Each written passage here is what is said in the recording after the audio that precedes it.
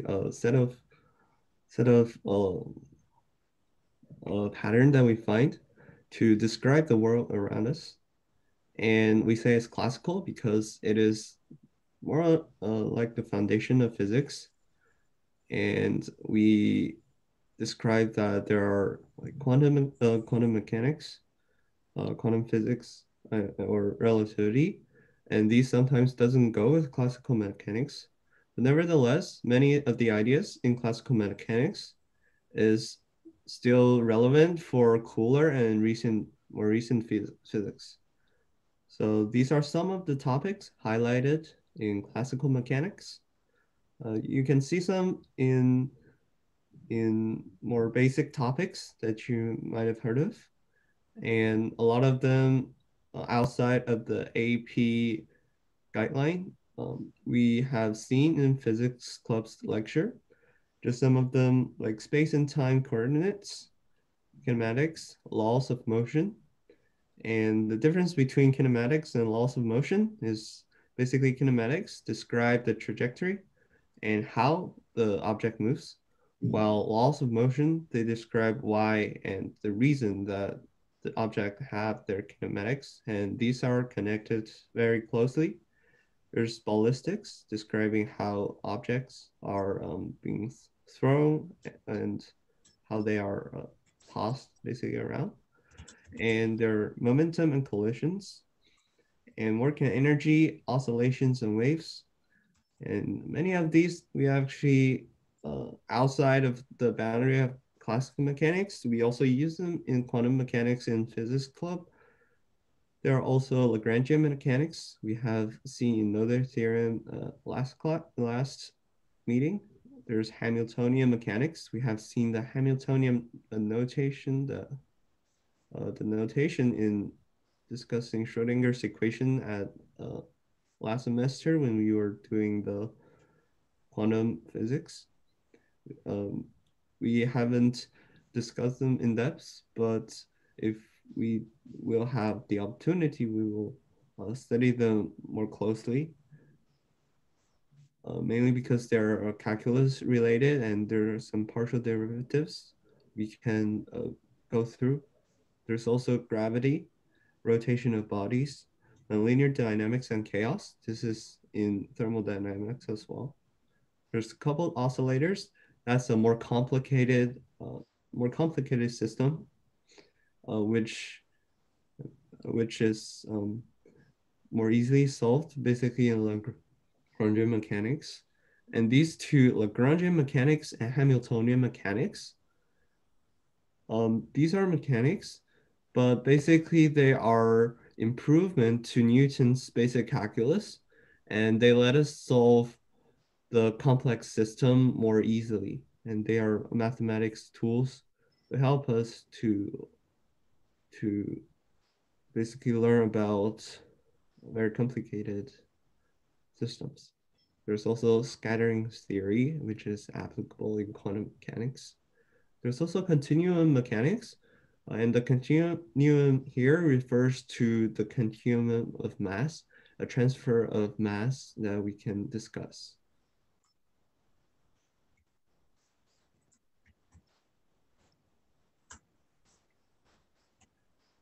So, right, so why is it defined classical, this set of mechanics? So it has its boundaries. Sometimes it does not work correctly. For example, when an object moves close to the speed of light, relativity is more accurate to our observations. And at a microscopic magnitude of de Broglie's wavelengths, quantum mechanics is more needed. As we have seen before, these two um, are conflicting with classical mechanics. So there are, to start, we just learn four basic forces. And the first one, gravitation, it's a force in classical mechanics, but in relativity is a curvature of space-time. So here, gravitational force is, as you can see, it has a relative strength. It is the smallest one. and its range is infinite, and it translates through space. So it's only attraction. And then the second one is electromagnetic. And you can see on the top right, there's a diagram of normal force.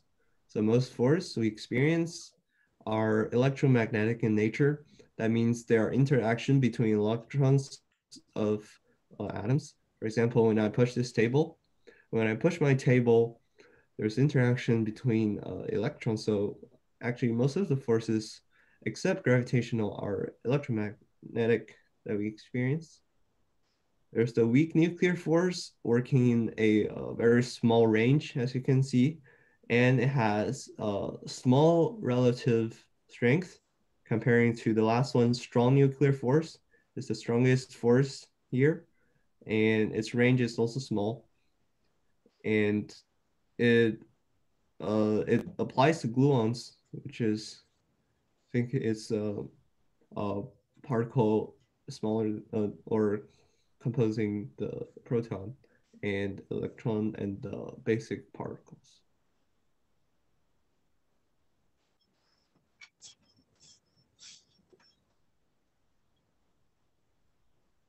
So um, next we have laws of motion.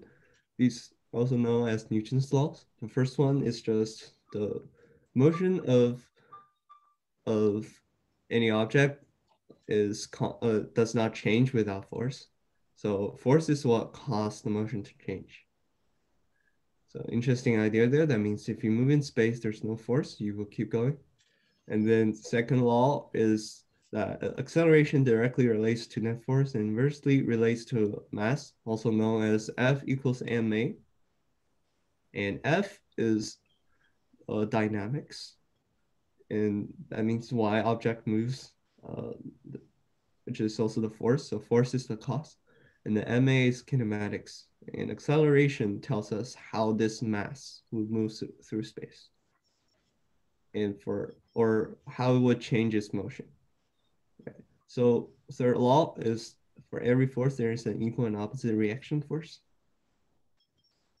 Yes. So, and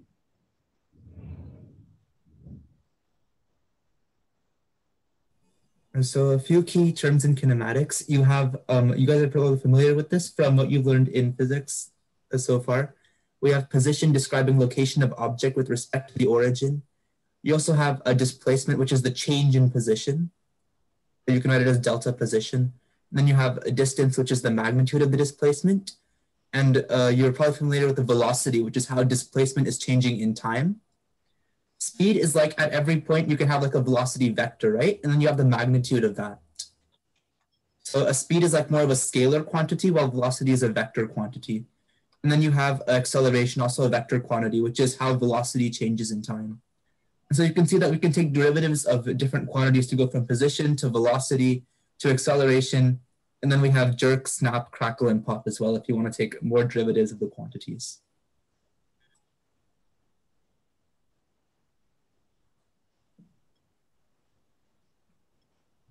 so here is a diagram of projectile motion equations, but with drag. Without drag, it would be a quadratic function, and but with drag, it's basically you can see for acceleration, for example, it's adding some functions. Yeah, so um, kinematics is essential in learning mechanics. It tells us basically y is caused by acceleration or force. It also tells us how stuff moves, so we can predict their projectiles. And something interesting here is you can see the um, velocity here.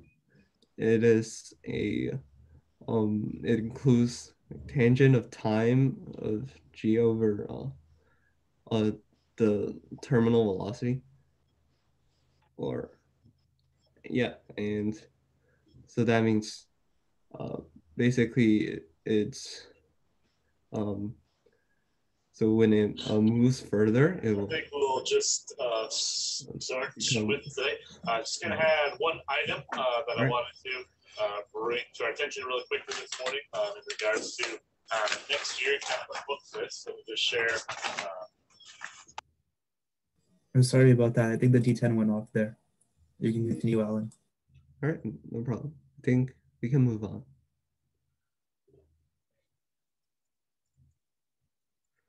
And there's Newton's law of universal gravitation. And the gravitation is, so this law applies to everything, basically. So here is the equation. And G is a constant here. So in Newton's law, you can calculate gravitation by knowing two objects' mass and their distance between them. And it's nevertheless, now we have general relativity. So it's most precisely described by the general theory of relativity. And Newton's law is approximation in most of certain circumstances, so it's still very useful.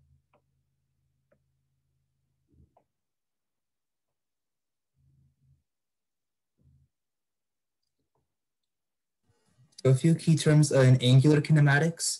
They're just very similar to the terms we see in the linear kinematics. You might see these in the context of circular motion, or generally in objects that are rotating, right? So you have theta, which is angular displacement from an axis of rotation. You can arbitrarily choose the axis of rotation from which you'll measure theta.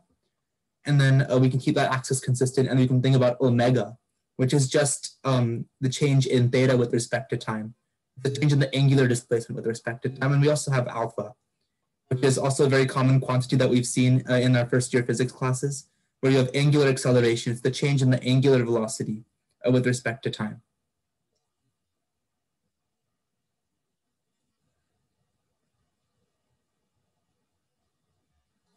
So in circular motion, we have we use an extension of Newton's laws. And you can think about them like in radial direction and tangential direction. There's different kinds of analyses that you can use. And we have the circular motion equation, F equals mv squared over r. And here you note that this is just F equals ma, but the acceleration is v squared over r. It's a centripetal acceleration. And then we see some of the equations that we were talking about on the previous slide, like v is equal to, and so we see some additional equations, right? So v is equal to r omega, and x is equal to r theta, right? You might be familiar with like math class. You have s equals r theta. And this is the same equation. And similarly, you have a equals to r alpha, which are so a few key equations that we can use to analyze different kinds of circular motion problems.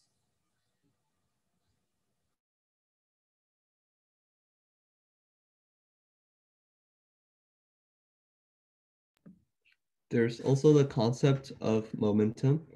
So momentum is the product of mass and velocity, and it is used to describe the trend of an object to maintain its moment on a direction.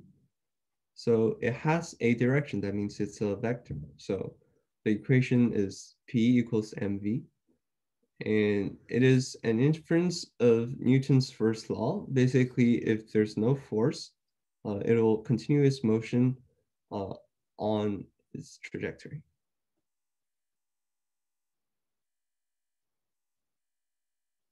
There's also the concept of impulse, which is the change of momentum of an object. So it would be the change of velocity times the mass in case of impulse.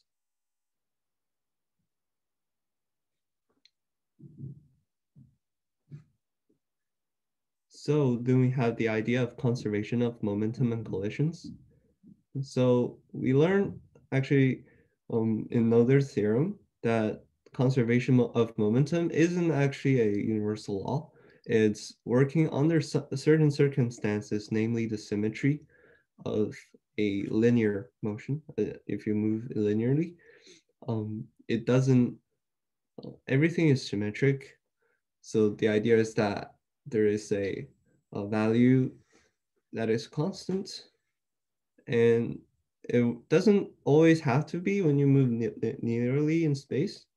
That breaks the boundary of classical mechanics, but it's good to know. But for now, we have the conservation of momentum in classical mechanics. And it works when a system has no, with no zero net force and with constant mass, right? So for two object colliding, we have before we have m1 v1, which is the initial momentum of the first object and plus the initial momentum of the second object, and equals to the final momentum of the first and second objects. And it works for multiple objects as well. As you can see on the right, imagine if a ball had exploded and its fragments will all have the momentum of the initial ball. The summation of their momentum will equal to the initial one if it's a system that fits the requirements. And that tells us many good things. And if we know that there is no energy loss or energy change in the system, we can apply the conservation of energy, which will be coming up, and we will know how each object would behave after the collision happens.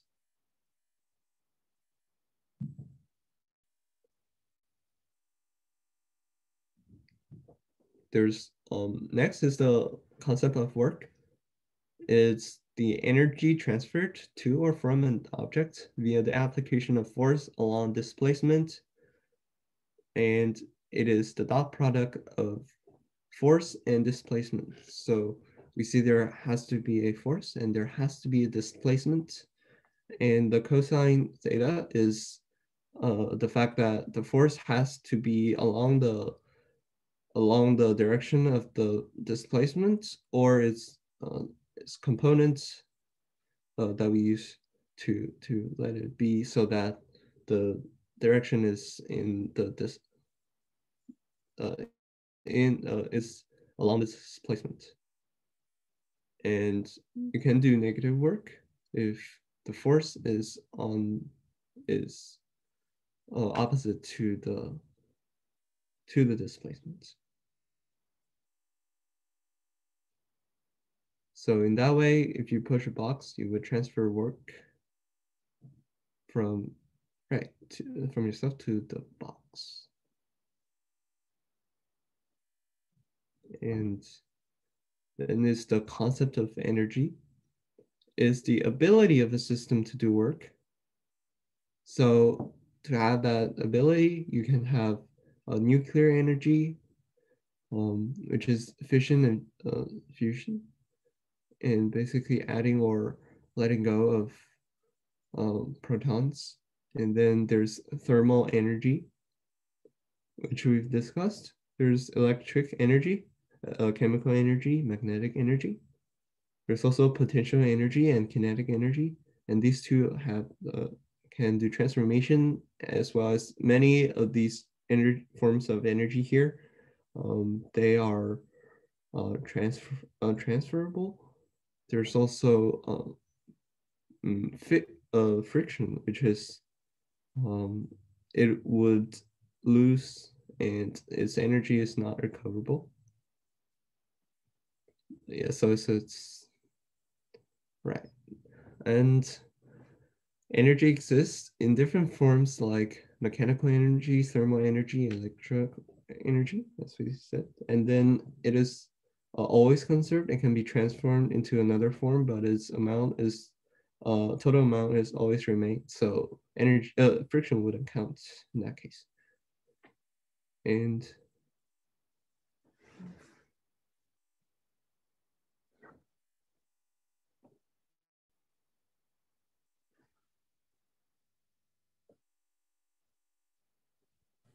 all right, next we'll be discussing torque. Torque is the rotational analog to force. It's constant throughout rotating body. And so you can see that we mathematically express it as R cross F. And so it depends on the moment arm. You have the radius from the moment arm. and you also have the force, right? And so this relates to like when you're using like your limbs, right? You're using like your arms to like lift things, right? You're applying the torque, right? Because the hinge is like your elbow, and you have some distance, right? There's like a pivot. You have your joint, which is your arm, and then you have the distance to the pivot, and that allows for the torque to take place. And if we have like R cross F as a vector quantity, you can take the magnitude of the torque to be RF sine theta by definition of the cross product. And so we have some key ideas of rotational dynamics that stem from this, right? That torque is rotational analog of force. You have moment of inertia is rotational analog of mass. We express it as integral of R squared dm, right? And from there you can derive different expressions. But we didn't quite finish this slide. Angular acceleration is just rotational analog of the linear acceleration. And you saw from previous slide that A is equal to R alpha, right? We apply that a lot in rotational dynamics. And so you can solve different kinds of problems in classical mechanics using ideas of rotational dynamics and then regular dynamics, right? Or you can make, I'm sure you guys are familiar with the free body diagrams, or just like basic diagrams of the lengths of different objects for torques, right? And so you can have the net force equations, net torque equations, and you can tackle different kinds of problems in classical mechanics through that. And occasionally you might come across problems which require different mathematical ideas or different ideas from abstract mechanics.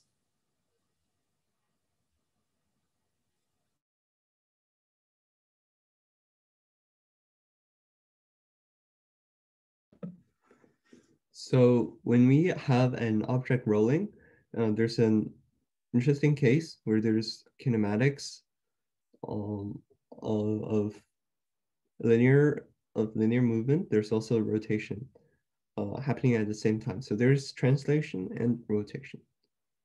And translation means that every point on the wheel is having a linear speed, but because it's rotating, it's actually not quite the same.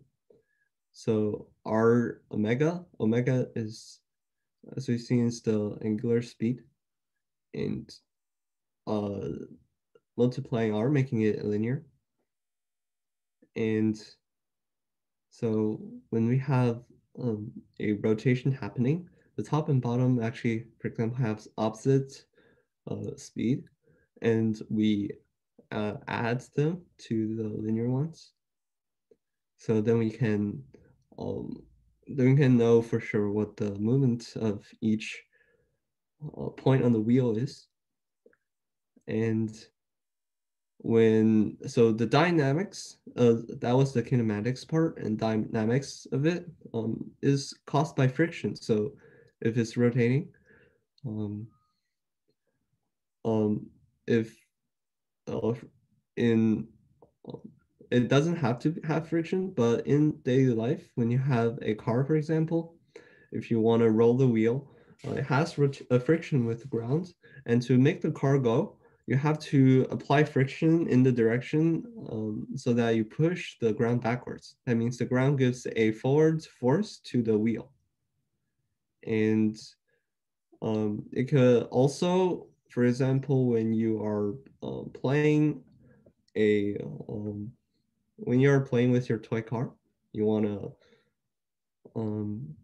to charge a car if it has a spring, if it has a spring release, you want to charge a car by moving the wheel, and in that case, you are giving you are applying frictions to make the wheel turn. So the friction can be both ways, and the dynamics of it is that you could let the wheel speed up or slowing down. It doesn't matter which one the force works towards.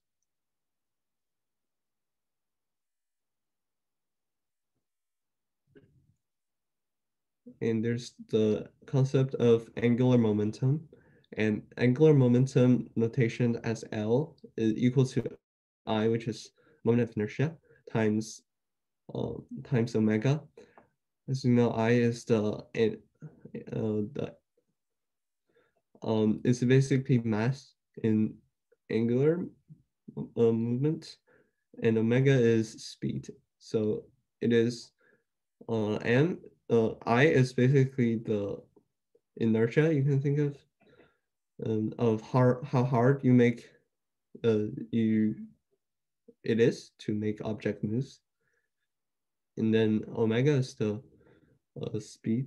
So yeah, and if you increase L somehow because of the conservation of angular momentum, in the with the requirements we discussed for linear momentum, the system could with increased L it could slow down, and if you decrease L you could if you decrease I you can speed up. If you increase I you can slow down. And the way to do that is if you make your mass distribution more outward and far away from your axis of rotation, you can increase I. And if it's closer to the axis of rotation, you can decrease I. So in the case of this ice skater, she could extend her arms so that more of her mass is distributed outward. And that makes it harder to rotate because you can think about torque, and R, if R is greater, the torque needed is greater. But actually think about speed, because linear speed is omega times R, right? So if it's larger R would give a larger linear speed. And I think it's all for today. If you have any questions, please ask away.